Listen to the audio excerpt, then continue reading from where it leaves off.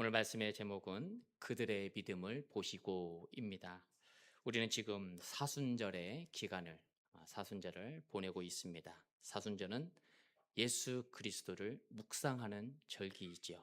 주님께서 걸어가신 십자가의 길을 마음에 새기는 기간이 사순절입니다. 여러분, 주님의 길은 고난의 길이었고 외롭고 힘든 고통의 길이었습니다. 그러나 그 길은 사람을 살리는 길이었고 절망이 소망이 되고 죽음이 생명이 되는 길이었음을 성경은 말씀합니다. 그렇다면 주님께서 그 십자가의 길을 어떻게 걸어가셨을까요? 십자가의 길을 하나님 아버지를 향한 믿음과 충성이었다라고 성경은 증거하고 있습니다. 우리도 보면은 많은 사람들이 어떠한 일이든 어떠한 모습이든 믿음으로 시작합니다. 그러나 그 믿음의 길을 모두가 충성으로 완성하지는 못합니다. 신뢰로 출발하지만 지속적인 믿음의 상태를 이루지 못한 것입니다.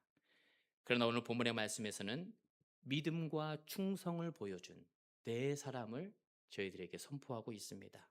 그리고 주님께서는 그들의 믿음을 보십니다. 이 시간 본문의 말씀을 통해서 우리의 신앙을 한번 되돌아보면서 말씀의 거울로 비춰보고자 합니다. 나는 믿음을 지키기 위해 충성을 하고 있는가?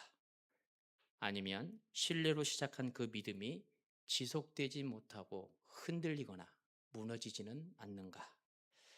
주님께서 보신 그들의 믿음이 무엇인지 말씀을 통해서 구체적으로 살펴보겠습니다. 첫 번째로는 충성으로 증명된 믿음이었다라고 말씀하고 있습니다. 우리가 1절 말씀을 다 같이 합독하겠습니다. 시작. 수일 후에 예수께서 다시 가버나움에 들어가시니 집에 계시다는 소문이 들린지라. 아멘. 주님께서 제자들과 함께 사역을 하실 때 가버나움에 계셨습니다. 이때 어느 집에 제자들과 함께 계신다는 소식이 온 동네에 울려 퍼진 거예요. 그러자 2절의 말씀처럼 너나 할 것 없이 주님을 만나기 위해서 또는 주님을 보기 위해서 너나 할 것 없이 몰려들었습니다. 이때 주님께서는 수많은 사람들을 향해 2절 하반절의 말씀처럼 도를 말씀하셨다. 복음을 전하신 것이죠. 하나님의 나라를 선포하고 계셨습니다. 그런데 참으로 놀라운 광경이 퍼집니다. 3절 말씀 우리가 같이 함께 봉독합니다. 시작. 사람들이 한 중풍병자를 네 사람에게 메워 가지고 예수께로 올세. 아멘. 여러분, 중풍병은 뇌혈관이 막힌 뇌혈관 질환이잖아요. 그렇죠? 뇌졸중과 유사한 질병입니다. 몸의 일부분을 쓸 수도 없게 되고 조금 더 심하면 온몸이 마비 증세가 되어서 움직일 수가 없어요. 무서운 질병이죠. 그런데 중풍병에 걸린 사람을 몇 명이서 떼매고 왔습니까? 네 사람이었다. 성경 그렇게 말씀하고 있어요. 누가복음에서는 침상에 메고 왔다 이렇게 말씀하고 있는 것으로 봐서 몸의 일부 부분이 아니라 온몸을 쓸 수 없는 중한 중풍병자였다라는 것을 우리는 짐작할 수가 있습니다. 여러분, 중풍병에 걸리면 혼자 할 수 있는 일이 아무것도 없어요. 식사도 혼자 할 수가 없습니다. 화장실도 혼자 갈 수가 없어요. 누군가가 도와주지 않으면 몸 하나 마음대로 움직일 수가 없지요. 아침에 눈을 떠도 희망이 없어요. 오늘 하루도 또 이렇게 누워 있어야 되는구나. 여기저기서 웃음소리가 들립니다. 일하는 모습, 일하는 소리들이 들립니다. 그런데 가서 볼 수가 없어요. 사람을 만날 수도 없어요. 이런 절망 가운데 있는 사람에게 오늘 성경은 네 사람이 있었다라고 말씀하는데요. 그 중풍병자 한 사람 곁에 네 사람이 있었다. 그 중풍병자를 데리고 주님께로 데리고 올 정도면 아마도 친구처럼 아주 가까운 사람 또는 가족 관계처럼 아주 친한 사람, 그 사람일 것입니다. 친구 같은 소중한 사람, 가족 같은 사람이 그의 곁에 4명이 있었던 것이죠. 이들에게도 예수님에 대한 소문이 들리기 시작했습니다. 예수님이 오셨대. 사람을 살리는 그분이 오셨대. 오병이어의 기적을 행하시는 그분이 오셨대. 앞을 못 보던 사람이 그분을 만나니 앞을 보게 되었대. 우리 한번 가볼까? 소망이 생긴 거예요. 소망이. 희망이 생긴 것입니다. 그래서 그들은 들것을 만들어서 주님께 데리고 갑니다. 그런데 와보니 주님을 만날 수가 없어요. 인산인해로 꽉 차서 발 디딜 틈이 없는 것입니다. 너나 할 것 없이 수많은 사람들이 주님을 만나기 위해서, 주님을 보기 위해서 몰려든 것이죠. 사람이 얼마나 많았던지 오늘 성경은 문 앞까지 몰려 있었다 이렇게 증거합니다. 보통 사람은 그 4사람이 보통 사람이었다면 아마 이렇게 얘기했을 것입니다. 오늘은 안 될 것 같아. 사람이 너무 많아서 만날 수 없을 것 같아. 우리 조금만 더 있다가 보자. 좀 더 기회가 생기면 그때 다시 오자. 날도 더운데 이제 그만하고 다음에 오자. 여기까지만 해도 우리는 충분한 성의를 보인 것 같아. 포기하고 돌아갈 수도 있었을 것입니다. 그런데 오늘 성경에 보니까 이 4사람은 포기를 하지 않아요. 돌아가지 않습니다. 서로 눈을 이렇게 마주 보더니 지붕 위로 올라가요. 예수님 시대 당시 이스라엘 집은 옛날 우리 한옥처럼 이렇게 처마가 있는, 지붕이 있는, 기와가 있는 집이 아니었습니다. 지금의 양옥이라 이렇게 생각하시면 좋은데 지금의 양옥은 다 콘크리트를 발라가지고 단단하지 않습니까? 그리고 그 위에 또 방수까지도 하기 때문에 굉장히 단단합니다. 콘크리트가 아니라 나무와 흙으로 만들어진 집이었음을 우리는 알 수가 있습니다. 우리 화면을 한번 보도록 하겠습니다. 그때 당시에 지붕의 모습이에요. 이렇게 나무와 집과 흙으로 천정을 메꿨던 것이죠. 다음 사진도 한번 보여주시기 바랍니다. 네, 보면 이렇게 위에가 평평하지 않습니까? 양옥처럼 지붕이 평평해요. 그래서 이렇게 뒤로 또는 옆으로 계단으로 올라가서 그 위에서 무더운 여름을 밤에 옥상에 올라가서 열을 식히기도 하고 또 다양한 곡식을 위에다가 말리기도 했습니다. 내 친구들은 서로 눈을 이렇게 마주 보더니 들어갈 수가 없어서 옥상으로 올라가는 거예요. 옥상으로 올라가서 지붕을 뜯고 친구를 침상에 달아서 내리기 시작합니다. 이때 주님께서 그 4사람을 보시고 이렇게 말씀하시죠. 5절 말씀 우리가 다 같이 합독하도록 하겠습니다. 시작. 예수께서 그들의 믿음을 보시고 중풍병자에게 이르시되 작은 자야 내 죄사함을 받았느니라 하시니. 아멘. 여기에서 말씀 그들의 믿음을 보셨다. 믿음이 무엇일까요? 피스토스, 피스티스. 충성과 믿음이 같은 어원에서 출발했다라는 것을 지난번에 한번 설명을 드린 것 같습니다. 우리가 한번 화면을 보면서 한번 정리를 해보겠습니다. 믿음은 피스티스, 신뢰, 의지를 뜻해요. 여기에서 말씀하는 믿음은 삶으로 증명되는 신뢰를 의미합니다. 내가 그냥 마음속으로 믿습니다. 이 믿음이 아니에요. 화면은 계속 띄워주고 계세요. 이 믿음이 아니라 삶으로 보여주는 행동을 보여주는 신뢰를 의미하고 있어요. 이게 바로 피스티스. 충성은 피스토스, 성실과 정직함이에요. 관계를 형성하는 데에 빠져서는 안 되는 그 단어가 바로 충성인 것입니다. 지속되는 믿음을 우리에게 말씀하고 있는 거예요. 이 4사람에게 보여지는 것이 바로 이 피스티스, 믿음이었다라고 성경은 증거하고 있습니다. 여러분, 믿음이 반복이 되면 피스티스가 반복이 되면 피스토스가 되는 거예요. 충성이 되는 거예요. 성실함과 정직함을 지속적으로 이룰 수 있는 게 바로 믿음, 신뢰에서 시작된다라는 것입니다. 여기에서 믿음은 순간의 믿음이 아닙니다. 한번 생각해서 한번 해볼까? 이란 충동적인 믿음이 아니에요. 지속적인 거예요. 우리의 신앙이나 사람과의 관계도 마찬가지입니다. 한 번 들어서 신뢰할 수가 없지요. 한 번 만나서 신뢰할 수가 없습니다.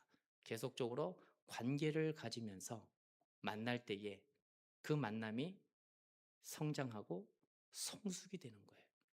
그래서 그 만남이 견고해지는 것입니다.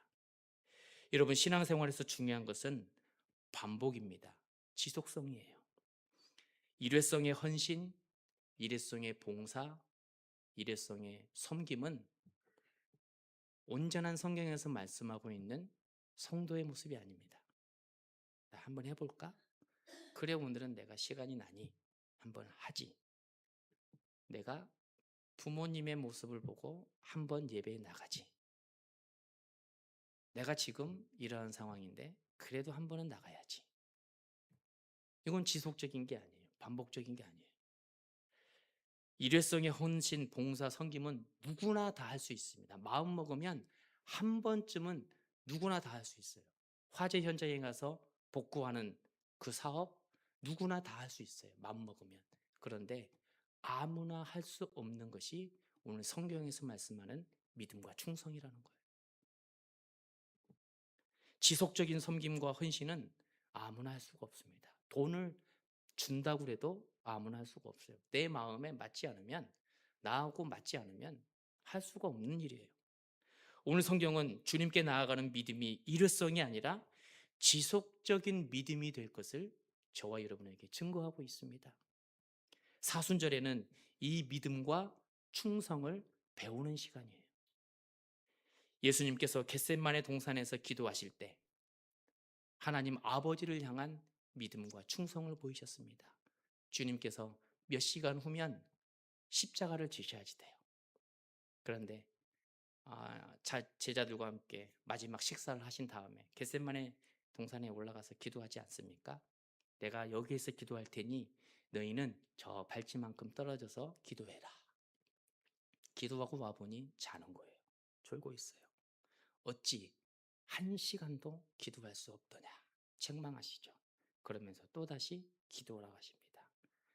와서 또 보니까 여전히 자고 있어요.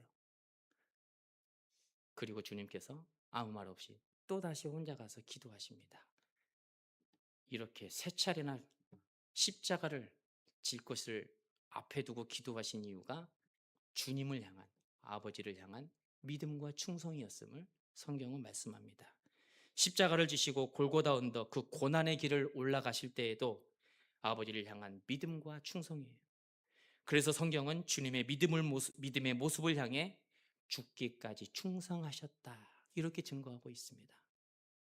여러분, 사순절이 깊어가고 있는 이 시간에 지속적인 믿음의 충성으로 주님께 나아가는 저와 여러분 되기를 축복합니다.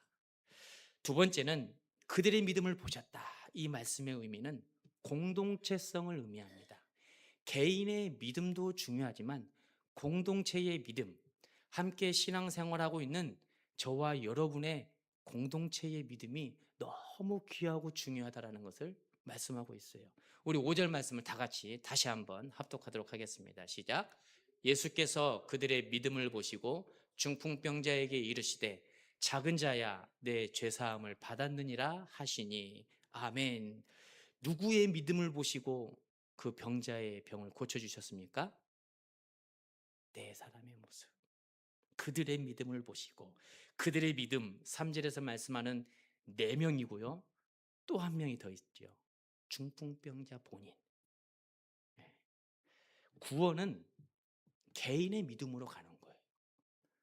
개인의 의지와 믿음이 살 소망이 없으면 주변에서 아무리 기도하고 아무리 믿음으로 주님 앞에 무릎을 꿇어도 회복이 되지 않습니다. 개인의 신앙, 개인의 믿음이 첫 번째로는 가장 중요한 거예요.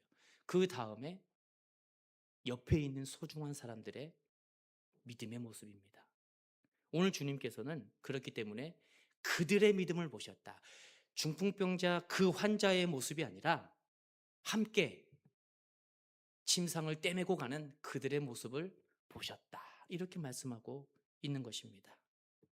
여러분, 마음에 무언가 이렇게 훅 뜨거운 것이 들어오지 않습니까? 저만 그렇게 드러나 봅니다. 나 때문에 내 가족이 살 수 있구나. 나 때문에 우리 미랄교회가 회복이 될 수 있구나. 놀라운 은혜죠. 그들의 믿음, 그들의 믿음이 저와 여러분의 모습이라는 거예요. 환자 당사자의 모습도 믿음도 중요하지만 곁에 있는 소중한 사람들의 믿음도 참으로 중요하다라고 성경은 말씀하고 있습니다. 내 믿음이 연약해도 내가 신앙생활 열심히 하지 못하고 사업 때문에 일터 때문에 직장 때문에 바빠서 신앙생활 열심히 못해도 누군가가 나를 위해 기도하고 있다면 그 기도의 힘으로 그 사람이 회복이 되는 거예요. 구역 식구들의 신실한 사람의 충성된 믿음을 통해서 다시 복음의 자리로 세워질 수가 있는 것입니다. 하나님께서는 교회 공동체의 믿음의 모습을 통해 한 사람 한 사람을 살리시고 세우는 것이에요. 사도 바울이 로마서 8장 28절에서 합력하여 선을 이루느니라, 이 말씀을 그냥 선포한 게 아닙니다. 하나님을 사랑하는 자, 곧 그의 뜻대로 부르심은 입은 자들에게 선을 이룰 때 어떻게 선을 이룹니까? 합력하여 선을 이루느니라. 합력해서 우리가 열심히 일해가지고 봉사하고 공동체가 하나님 앞에 좀 더 이웃을 사랑하는 마음으로 섬기는, 단순히 여기에서 그치는 게 아니에요. 성경에서 말씀하는 것은 늘 언제나 영혼 구원입니다. 생명이 있는 거예요. 합력하여 선을 이룬다 할 때에도 우리 교회가 단순히 지역사회에 홍보를 하기 위해서 그런 의미에 지나지 않아요. 그거보다 훨씬 더 깊은 의미가 담겨 있는 거예요. 내가 힘을 더하고 우리가 섬기고 봉사하는 이 합력이 이루어질 때 하나님의 나라가 이루어지는 거예요. 여러분, 이 사실에 소망을 가지시기 바랍니다. 복음의 기회가 나로부터 주어질 수 있구나, 이 소망을 갖는 거예요. 죽을 병에 놓여 있는 인생이라 할지라도 내가 하나님 앞에 무릎 꿇을 때에 그 영혼이 살 수 있구나. 집안에서 믿는 사람이 나 혼자일 뿐이라 할지라도 신앙의 중심을 지키고 복음을 선포하면 전도의 문이 열리는구나. 중요한 것은 피스토스가 될 때 그 충성스러운 믿음을 보시고 하나님께서 일하신다라는 사실이에요. 물론 전도가 어렵고 믿음을 지키기가 참으로 어려운 시대예요.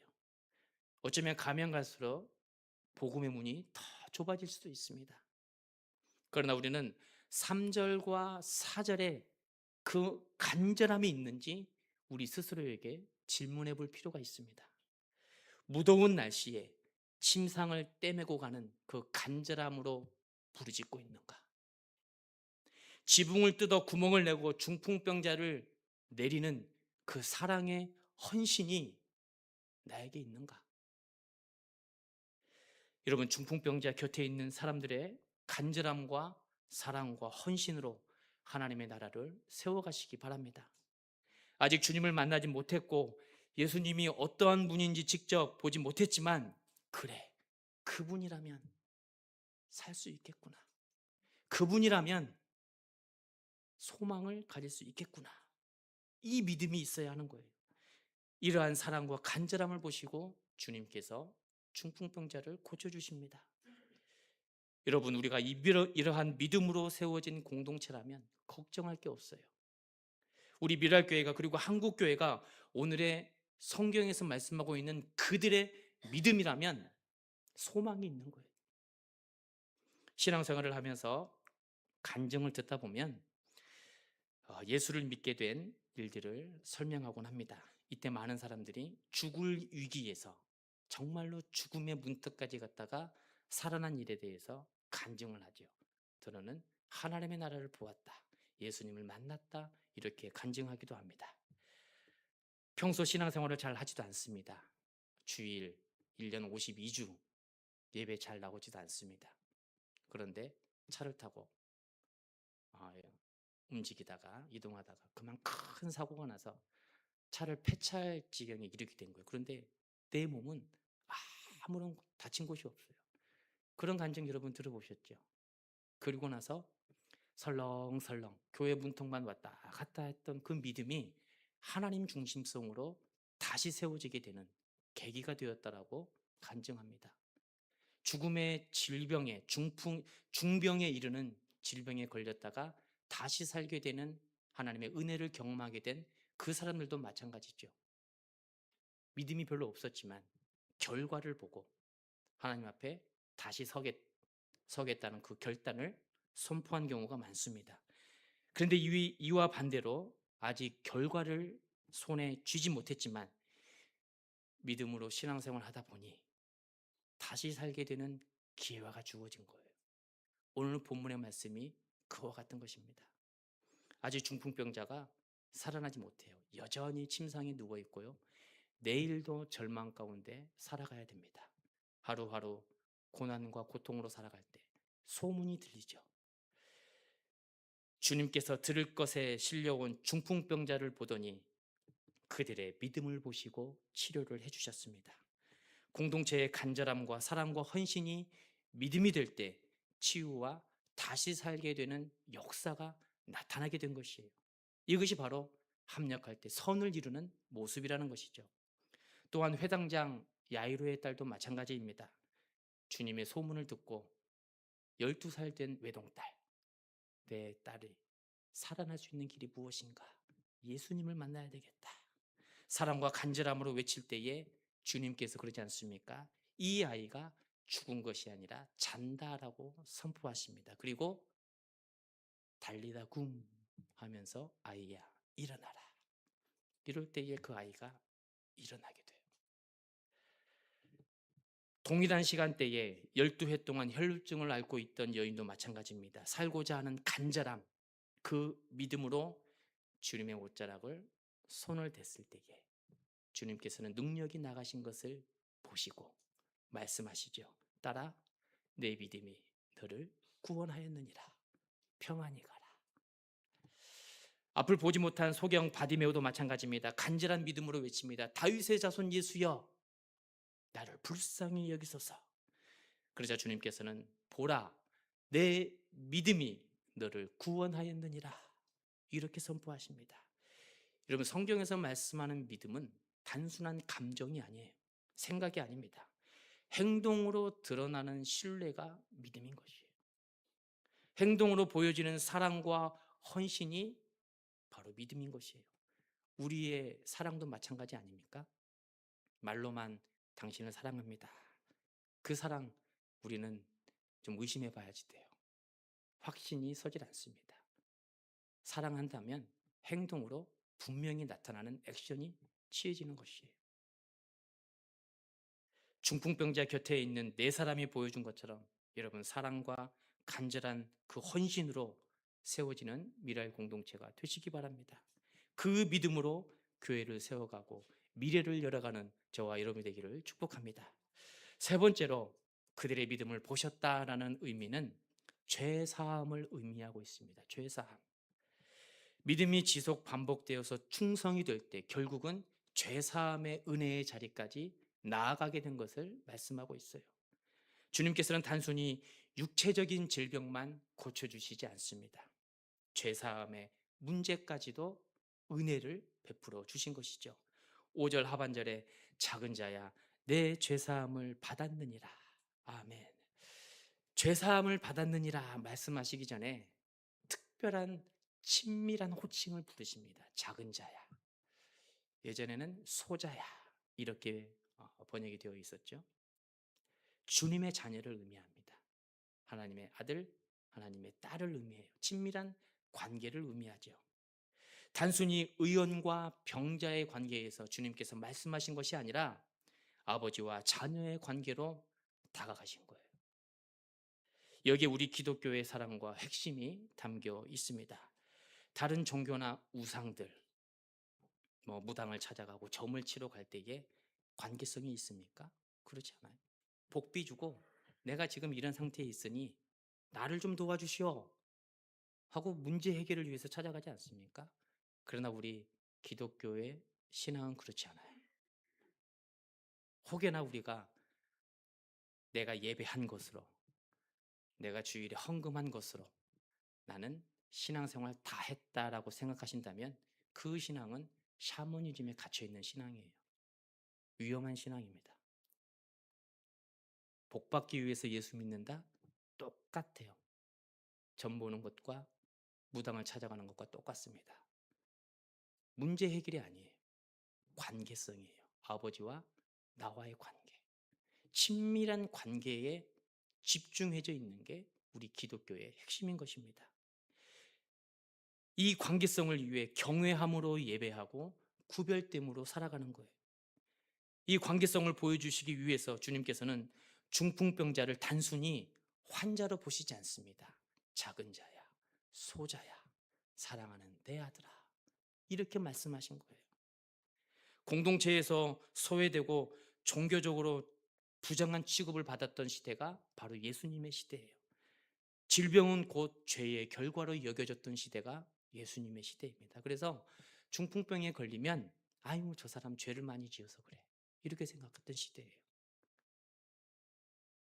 공동체에서 소외됩니다. 종교적으로도 부정한 취급을 받게 됩니다. 그런데 주님께서는 그 중풍병자를 향해 환자라고 말씀하시지 않아요. 소자라고 말씀하세요. 너는 내 아들이고 내 자녀다, 이렇게 말씀하십니다. 수많은 사람들이 몰려있는 그 현장에서 너는 버려진 존재가 아니라 사랑하는 내 자녀다라고 아주 명확하게 선명하게 선포하신 거예요.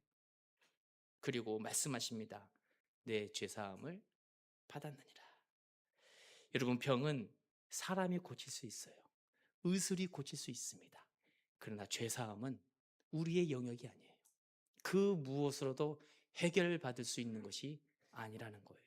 오직 우리 주님만이 권능과 권세로 우리의 죄를 사해 주시는 것입니다.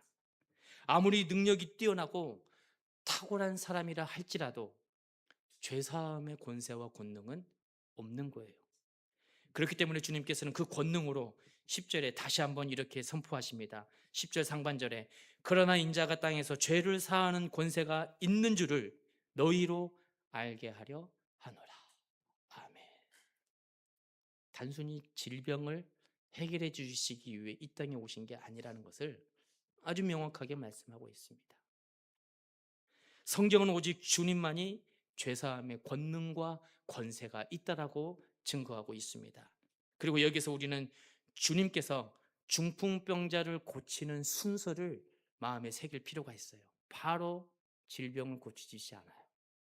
죄사함의 문제를 다루시고 난 다음에 동시에 육체적인 질병을 고쳐주십니다. 그리고 마음의 회복을 선포하시고 공동체의 사회적 회복을 선포하세요. 소자야, 작은 자야, 내 아들아, 내 딸아. 사람들이 이 중풍병자를 보고 손가락질하지 않아요. 아유, 죄 많은 사람, 이렇게 정죄하거나 비난하지 않습니다. 관계, 사회적 관계를 회복을 시켜 주신 것이죠.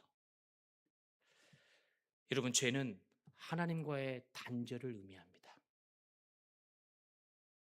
영원한 심판을 의미해요. 그렇기 때문에 주님께서는 늘 언제나 병고침과 동시에 죄사함의 은혜를 선포하고 있는 이유가 여기에 있는 것입니다.